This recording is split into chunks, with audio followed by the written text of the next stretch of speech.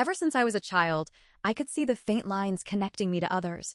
When I started school, the line between my deskmate and me was a vibrant red. On graduation day, that line faded to a dull gray and quietly snapped. I wasn't sad. I knew the three lines connecting me to my dad, my mom, and my brother were always blazing red and thick. That was all the confidence I had in this world. I grew up in a penthouse that overlooked the river. The city sprawled below us like a living map. My father, Marcus, was a legendary architect. His firm, Ashford and Stone, had designed half the skyline. My mother, Helena, ran the business side with a steel grip. She negotiated contracts and managed clients and made sure the firm never lost a bid. My older brother, Leo, was 5 years ahead of me. He was being groomed to take over the design division. He had my father's eye for structure and my mother's head for numbers. I remember my childhood as a string of golden afternoons. Marcus would take me to construction sites and let me wear a hard hat that was too big for my head. He would spread blueprints across the hood of his car and explain load-bearing walls and tension points. I would trace the lines on the paper with my small finger. He would laugh and say, "You're going to be a better architect than me one day." I believed him. Helena would host dinner parties, and I would sit at the long marble table pretending to be grown up. She would pinch my cheek and whisper, "My little princess." Leo would build forts with me out of couch cushions. We would hide inside and eat stolen cookies and giggle until we couldn't breathe. The lines connecting the three of them to me were so thick and bright they pulsed with a warm, steady light. I never doubted them. They were my anchor. They were my proof that I belonged. Then Iris came home. She was 17 like me. She had been switched at birth in a hospital across the city. The mix-up was discovered through a DNA ancestry test that Helena had taken on a whim. My parents had been searching for her for years without telling me. They finally found her living with a family that had treated her like a servant. She was thin and jumpy. She flinched when doors slammed. She wore clothes that were too big and too worn. Her hair was dull and her eyes were hollow. The day they brought her home, I was standing in the foyer. I saw the three lines connecting me to Marcus, Helena, and Leo. They were still red, but something was different. There was a flicker at the edges like a candle in a draft. I didn't understand it then. I would understand it later. Iris hugged me and cried. She said she was so happy to have a sister. She said she was scared she would never fit in. She said she had dreamed of having a family like ours. I hugged her back. I meant it. I really did. My parents knelt in front of both of us. Marcus took our hands. He said, "You are both our daughters now. Nothing will ever change between us." Helena wiped her tears and said, "We love you both equally." Leo ruffled my hair and said, "You're still my favorite pain in the neck." I laughed. I believed them. I wanted to believe them. The lines held steady for the first week. Then small things started to shift. Iris would borrow my clothes without asking. She would wear my favorite sweater and my best jeans. When I asked her to return them, she would apologize profusely and cry. Helena would say, "Mia, you have so many things. Can't you share a little?" I would say yes, of course. But when I looked at the line between Helena and me, it had thinned from blazing red to a soft pink. Iris started sitting in my spot at the dinner table, the one that faced the window with the view of the river. I had sat there for 15 years. It was my spot. Marcus said, "Let her have it, Mia. She's still adjusting." I moved to the end of the table. Leo didn't look up from his phone. Iris began joining my parents on their morning walks. I used to go with them every Saturday. We would walk along the river and stop for coffee. Helena would ask about my school and my projects. Marcus would point out buildings and tell me their stories. Now Iris was in my place. Helena said, "You don't mind, do you, Mia?" I said no. But I did. I minded very much. Iris also started calling Helena and Marcus mom and dad. She did it carefully at first. Then, naturally. Then, loudly. She would say, "Mom, can I have this?" "Dad, look at this dress." She would reach for them with her hands, and they would reach back. I watched their lines with her. They were growing thicker and redder every day, while my lines were growing thinner. The first major incident happened at school. Iris and I attended the same elite academy. It was a private school with ivy-covered walls and a reputation for excellence. She was in the grade below me. I had been there since kindergarten. I knew every hallway and every teacher. One morning, a teacher called my parents because Iris had bruises on her arms. She told them I had pushed her into a row of lockers. She told them I had been tormenting her for weeks. She said I called her names and tripped her in the hallway and stole her homework. I was called to the headmaster's office. My parents were already there. Leo had left his university classes to come. The room was full of expensive furniture and tense silence. The headmaster sat behind his desk with a grave expression. Helena looked at me with tired eyes. Her voice was quiet. Mia, Iris says you've been cruel to her. Is that true? I said no. I said I had never touched her. I said I didn't know where the bruises came from. I said I would never do something like that. Marcus put his hand on my shoulder. He said, "We believe you, Mia. We know you wouldn't do something like that." His voice was steady, but when he spoke, the line connecting us flickered. It went from pink to pale gray, right in front of my eyes. I felt my stomach drop. I looked at Leo. His line was the same pale, trembling gray. I looked at Helena. She was already looking past me toward Iris, who was standing in the hallway with a nurse. I whispered, "Do you really believe me?" No one answered. Helena was stroking Iris's hair. Marcus was shaking the headmaster's hand. Leo was staring at the floor. I clenched my fists. My nails dug into my palms. I asked louder, "Do you believe me?" Leo finally turned. His voice was sharp.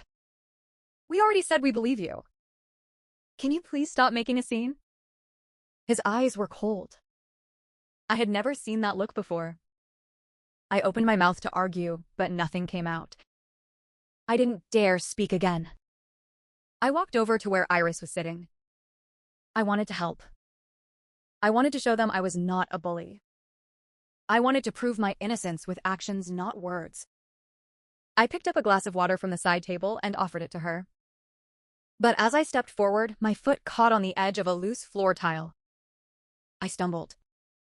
The water splashed onto Iris's face. She screamed. She closed her eyes and curled into Helena's arms. She was sobbing so hard her whole body shook.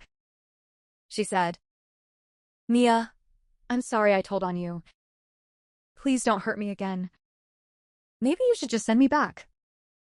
My life there was bad, but at least you wouldn't have to deal with me." Helena's eyes filled with tears. She hugged Iris tight. She said we would never send you back. Mia wouldn't bully you. I promise she's not malicious. As she spoke, the line between us thinned by an inch. So in her heart, she did think I was malicious. The word cut deeper than any slap. Marcus pushed me forward. "Apologize to Iris. Your mother is defending you. Show some remorse." I grabbed Marcus's sleeve. I pleaded, "Please believe me. Someone tripped me just now. It wasn't on purpose." He looked down at me. His voice was still patient, but his eyes were empty. He said, "No one said it was on purpose. But you splashed her, so you should apologize." "Maybe she tripped me," I said. "Maybe she did it on purpose to frame me." Marcus pursed his lips. He said, "If you lie, you get punished." He paused. Then he said something that shattered me. "I had been planning a family trip to the mountains next weekend. You were supposed to come. But I don't reward lies. You will stay home and write a 10-page letter of apology. The rest of us will go without you. No screaming. No kneeling. No public humiliation. Just a quiet, cold cancellation." He took away the thing I had been looking forward to for months. The mountain cabin. The hiking trails. The hot chocolate by the fireplace. The family bonding I had begged for. I stood there frozen. I remembered when Leo was young, he had broken a vase in the study. Marcus had canceled his trip to the beach. Leo had cried for days. I had snuck him candy and told him it would be okay. Now they were canceling my trip. For something I didn't do. I walked toward the stairwell. With every step I hoped someone would call me back. Marcus's voice. Helena's voice. Leo's voice. No one did. The next weekend I watched them pack their bags. Iris was laughing. Helena was smiling. Marcus was loading the car. Leo was checking his phone. They looked happy. They looked complete. They left without looking back. I stayed in the penthouse with Maria the maid. She cooked me dinner. She didn't say much.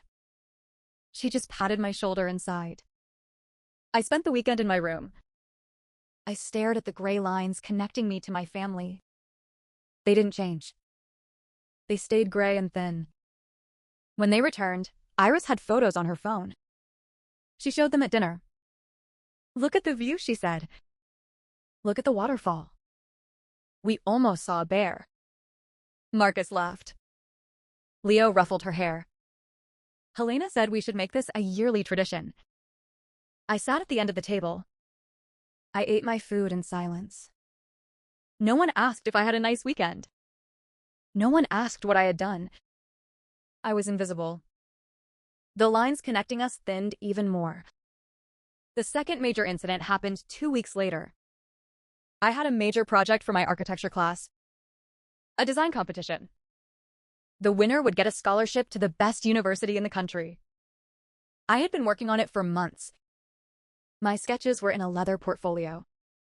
My blueprints were rolled up carefully. My notes were in a spiral notebook. I had left the notebook on the dining table by accident. When I came home from school, the notebook was open. Pages were torn. Ink was smeared across my calculations. My diagrams were ruined. My careful notes were illegible. Iris was sitting nearby. She was reading a book. She looked up and said, "Oh, Mia, what happened to your notebook?" I stared at the ruined pages. My heart pounded. My hands were shaking. I asked her, "Did you touch this?" She shook her head. Her eyes were wide. Of course not. I would never. I said, "Who else could have done it?" She said, "Maybe you left it near the window and the wind knocked something over." I said, "The windows were closed." She said, "Maybe Maria did it while cleaning." I called for Maria. She came and looked at the notebook. She shook her head. "I don't clean the dining table until after dinner. I haven't been in here all day." I looked at Iris. I looked at the ruined notebook. The competition deadline was in 3 days. My work was destroyed. My chance was gone. I went to Helena. I told her what happened. She sighed and said, "Mia, you should have kept your notebook in your room." I said, "I think Iris did this." Helena's face tightened. She said, "Why would Iris do that? She has nothing to gain from ruining your project." I said, "She wants me to fail. She wants to be the only daughter who succeeds." Helena shook her head. She said, "You're being paranoid. Iris is not like that." The line between us thinned even more. It was almost transparent now. I went to Marcus. He was in his study. I showed him the ruined notebook. He looked at it for a long moment. He said, "This is unfortunate, but you should have been more careful." I said, "Dad, I think Iris did it on purpose." He looked at me. His eyes were tired. He said, "Iris has been through so much. She wouldn't do something like this. You're letting your jealousy cloud your judgment." The line between us turned almost invisible. I went to Leo. He was in his room. I showed him the notebook. He shrugged. He said, "Why would she do that? She's not even in your class. She doesn't care about architecture." I said, "She cares about replacing me." Leo laughed. He said, "You're being dramatic. Just redo the work." I said, "I can't. It took months." He said, "Then you should have been more careful." I walked away. The 3 lines were barely visible now. They were whispers of threads, ghosts of what they had been. That night, I didn't sleep. I sat in my room and stared at the ceiling. I thought about the family trip. I thought about the ruined notebook. I thought about the bruises on Iris's arms that she said I caused. I thought about the way Helena looked at Iris with such tenderness. I thought about the way Marcus's voice went soft when Iris spoke. I thought about Leo's cold eyes. I thought about the lines. And I made a decision. The next day, I started looking for my biological parents. I had always known I was adopted. My parents had told me when I was 8. They said they loved me anyway. They said I was still their daughter. But now I needed to know who I came from. I hired a private investigator with the money I had saved from my allowance and part-time jobs. I gave him my birth records. I gave him the name of the hospital. He started searching. 2 weeks later, he gave me an address. Arthur and Susan lived in a small apartment on the other side of the city. He was a carpenter. She was a seamstress. They had lost their daughter in the hospital mix-up. They had never stopped looking for her. They had never given up hope. I went to see them. When I knocked on their door, Susan opened it. She looked at me and her face went pale. Her hand flew to her mouth. She said, "You're her. You're our daughter." I was crying before I knew it. The lines connecting me to them blazed into existence. Thick, vibrant red lines. They pulsed with steady warmth. They were the brightest things I had ever seen.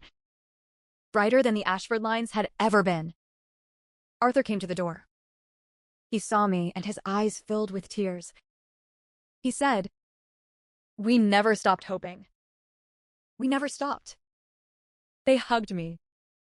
Their arms were strong and warm. They smelled of wood and fabric. They smelled like home. I told them everything. About Iris. About the ruined notebook. About the canceled trip. About the gray lines. About the cold eyes. Susan said, "You can live with us. It's small. But you can have your own room." Arthur said, "I'll build you a desk. I'm good with my hands. I'll build you a whole study if you want." I said yes. I went back to the penthouse that night. I packed my bags. I didn't pack much. Just clothes and books and my sketches. I left the designer dresses and the jewelry. I didn't want them. The next morning, I sat my parents down in the living room. Leo was there too. Iris was in the kitchen. I said, "I'm leaving." Helena looked confused. "Leaving? Where?" I said, "I found my biological parents. I'm going to live with them." Marcus laughed. He said, "This is a dramatic stunt. You're trying to get attention." I said, "No. I'm done trying to get your attention. I'm done being the scapegoat. I'm done being accused of things I didn't do. I'm done being the villain in Iris's story." Helena said, "Mia, be reasonable. You have everything here." I said, "Everything except trust. Everything except love that doesn't have conditions. Everything except a family that actually believes me." Leo stood up. He said, "You're being selfish." I said, "Selfish? You canceled my trip. You let Iris destroy my project. You believed her over me every single time. You never once asked for proof. You never once defended me. Helena said. We didn't believe her over you. We just... She paused. I said, you just what? You just made excuses. You just wanted to feel like good parents to her. So you sacrificed me. You sacrificed me to ease your own guilt. No one said anything. I walked toward the door. Iris came out of the kitchen. She was crying. She said, Mia, please don't go. I'm sorry if I did something wrong. I looked at her. I said, you know exactly what you did. But I'm not going to fight anymore. I'm done fighting. I walked out. Arthur and Susan had arranged a small room for me. It had a single bed and a desk. Arthur had built the desk himself. He had stained it a warm honey color. He had put a small lamp on it. I started my architecture project again, from scratch. I worked every night until my eyes burned. Susan brought me tea. Arthur asked if I needed anything. They never accused me. They never doubted me. They just supported me. The lines connecting us grew brighter every day. They turned from red to a warm golden hue. They pulsed with steady, unconditional love. Iris tried to contact me. She sent messages on my phone.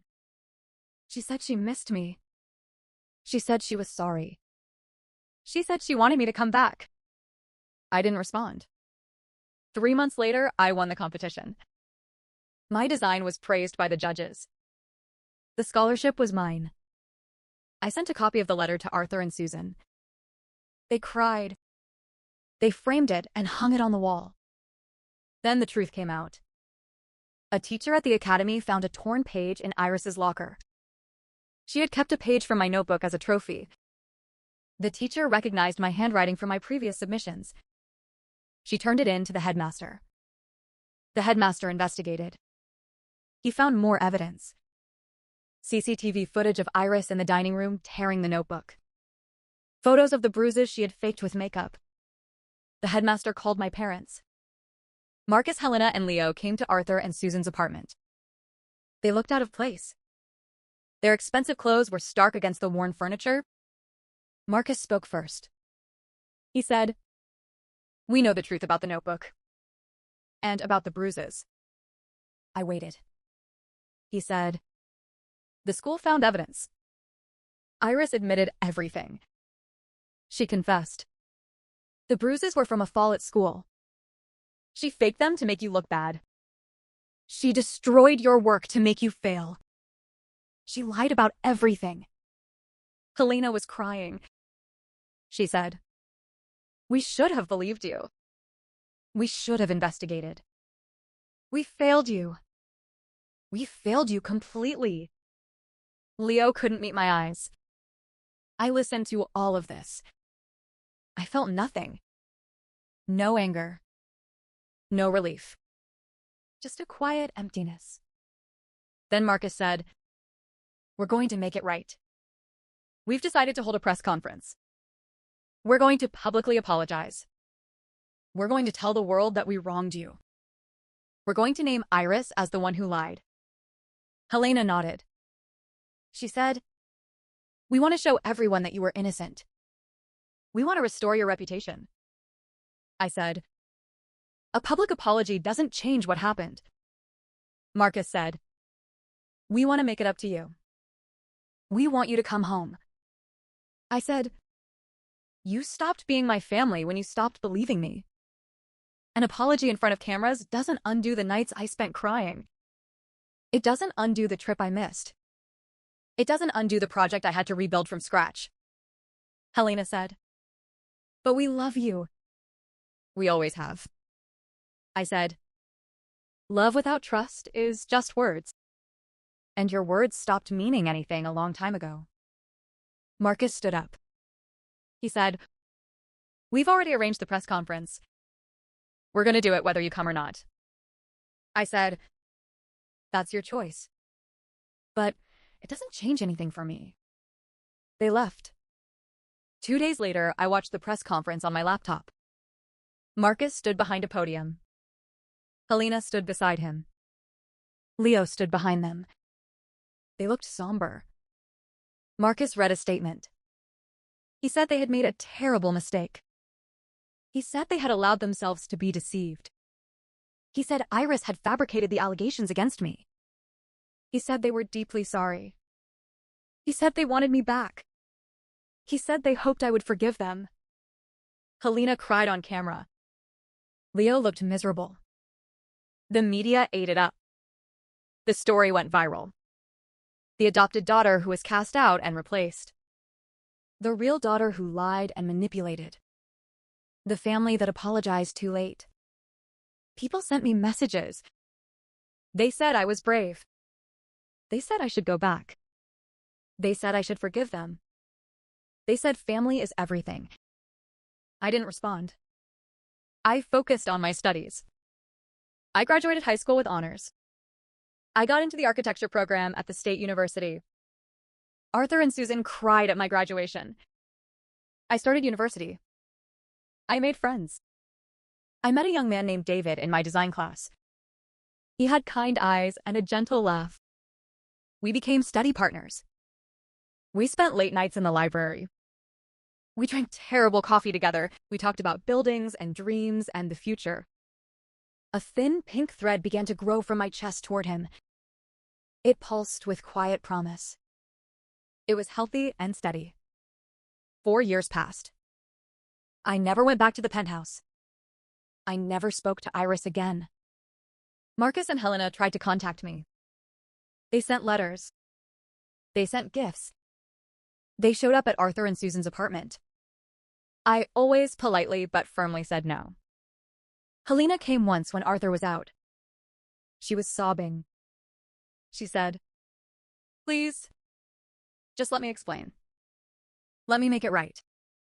I said, "You can't make it right. You can't go back and believe me. You can't go back and not cancel my trip. You can't go back and not let her destroy my work. Those things happened. And they can unhappen." Helena said, "We were confused. We were trying to be fair." I said, "Fair. You told me I was paranoid. You told me I was jealous. You told me I was dramatic. You never once asked Iris for proof. You never once asked me for evidence. You just believed her because she was your blood." Helena's face crumbled. I said, "I'm not angry anymore. I stopped being angry a long time ago. But I'm not coming back." She left. I heard later that Iris had been sent to a boarding school overseas. She never came back to the city. She never contacted me. Marcus and Helena stayed together. But their marriage was strained. Leo rarely visited. He stayed in his university dorm even on holidays. The house was empty. I didn't feel anything about that. They were strangers now. There were no lines connecting me to them. Just empty space. Clean and free. Graduation day. The university auditorium was packed with families and professors. I stood behind the podium. I was the valedictorian. The top of my class. Arthur and Susan sat in the front row. The lines connecting us were thick and golden red. They glowed with pride and love. They were the brightest things in the room. David sat next to them. The pink thread between us had grown stronger. It was now a warm, soft red. At the back of the auditorium, I saw 3 figures. Marcus, Helena, and Leo. They were standing in the shadows near the exit. They were dressed in expensive clothes. They looked out of place. There were no lines connecting me to them. Nothing. Just clean, empty air. I adjusted the microphone. I looked out at the sea of faces. I took a deep breath. I began my speech. When I was younger, I said, I believed that blood was the strongest bond. I believed that family was defined by biology. I believed that love was something you had to earn. I believed that if you were good enough and quiet enough and perfect enough, the people who were supposed to love you would never leave. I paused. I looked at Arthur and Susan. They were crying. Susan was clutching Arthur's hand. I was wrong. The strongest bonds are not written in blood. They are not bought with money. They are not earned through silence or sacrifice. They are forged in quiet, steady warmth. They are found in hands that hold yours when you are bleeding, and in voices that say, "I believe you," and mean it. And in small apartments where someone builds you a desk with their own hands, because they want you to study comfortably. To my parents, I said, "Thank you for never giving up on me. Thank you for giving me a home when I had nowhere else to go. Thank you for building me a desk and making me tea and believing me. Thank you for showing me what true love looks like." Arthur was sobbing openly. Susan was holding his hand and crying. I continued. I learned something through all of this. Sometimes the people who are supposed to love you the most will fail you. They will let you down. They will hurt you. They will choose comfort over truth. They will choose the easy lie over the hard truth. And sometimes the people you never expected will save you. They will give you a home. They will give you their hearts. They will never ask for anything in return. They will just love you. Steadily. Quietly. Without conditions. I looked at the three figures at the back. They were still standing there. Their faces were blurry from my tears. I said, "The lines that connect us to others don't care about biology. They care about trust. They care about honesty. They care about being seen and believed. And if someone stops seeing you, stops believing you, then the line fades. And that's okay, because new lines will grow." The crowd applauded. I stepped down from the stage. I walked toward Arthur and Susan. I hugged them both. I hugged David. I felt the warm red lines pulsing around me. As I hugged my family, I looked up. The three figures at the back were slowly turning away. They walked through the exit doors. They disappeared into the light. I felt nothing. No anger. No sadness. No regret. Just peace. I looked at the golden red lines connecting me to Arthur and Susan. They were brighter than ever. They pulsed with steady, warm love. I looked at the line connecting me to David. It was healthy and strong. I knew I was home. I knew I had found the family that was meant for me. Not the one I was born into, but the one I chose. The one that chose me back. That night, Arthur and Susan took me out to dinner. A small restaurant with checkered tablecloths and flickering candles. We shared a bottle of soda. We laughed about nothing and everything. We talked about the future. The lines connecting us glowed so brightly the whole room felt warm. I never thought about the gray lines again. They were gone. They were nothing. I was home. I was finally home.